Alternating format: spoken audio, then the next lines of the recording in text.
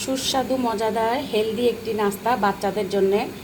ভিডিওটি কেটে কেটে দেখবেন না, সম্পূর্ণ ভিডিওটি দেখার অনুরোধ রইল। তাহলে বন্ধুরা আপনারা দেখতে থাকুন আর আমার চ্যানেলটিকে একটা সাবস্ক্রাইব করুন।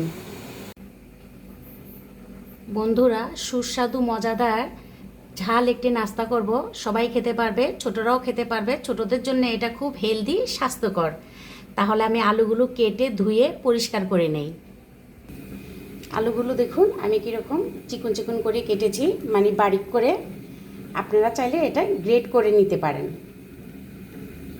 একটি বড় বল নিয়েছি, যেহেতু আমার আলুগুলো মাখাতে হবে। আর এই নাস্তাটা কিন্তু বাচ্চারা খুবই পছন্দ করে। বন্ধুরা, এই মজাদার নাস্তা বানাতে হলে একটু পেঁয়াজ বেশি লাগবে। আমি একটু আদা রসুনের পেস্ট দিয়ে দিলাম, পেঁয়াজ দিয়ে দিয়েছি, পেঁয়াজ আরও লাগবে।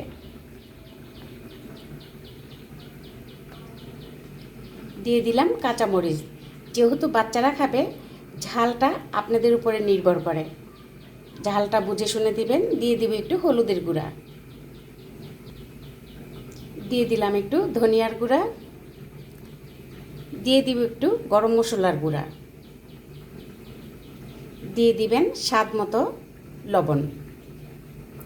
বন্ধুরা, আমি এখানে কিন্তু গুঁড়া মরিচ ব্যবহার করিনি। আপনারা চাইলে কাঁচামরিচের পরিমাণটা একটু বাড়িয়ে দিতে পারেন। আর যেহেতু বাচ্চাদের জন্য গুঁড়া মরিচ এখানে দিবেন না। বন্ধুরা, আমি এখন দিয়ে দিব আটা কিংবা ময়দা। আপনারা আটাও দিতে পারেন, ময়দাও দিতে পারবেন। আমি কিন্তু এখানে কোনো কেমিক্যাল দিব না, সয়া সস দিব না, টেস্টিং সল্ট দিব না, ওয়েস্টার্ন সস দিব না। আপনি সয়া সস ব্যবহার করবেন না, ওয়েস্টার্ন সস দিয়ে কিংবা চিলি সস দিয়ে, টমেটো সস দিয়ে খেতে পারেন। তাহলে বন্ধুরা বুঝতেই তো পেরেছেন, আলুর পেঁয়াজু। তাহলে আমি এটা ভালো করে মেখে নেই।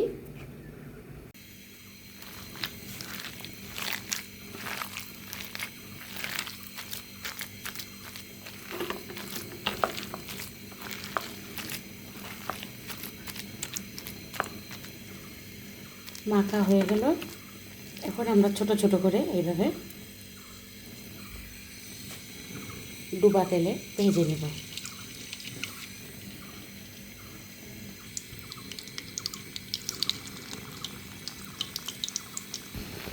এইভাবে আমরা সবগুলো পেঁয়াজু ভেজে নেব। লাল লাল মুচমুচে হয়ে গিয়েছে, এখন আমরা নামিয়ে ফেলব। এইভাবে বিকেলের নাস্তা হলে কেমন হয় বন্ধুরা? এইভাবে সবগুলি আমি ভেজে ফেলব।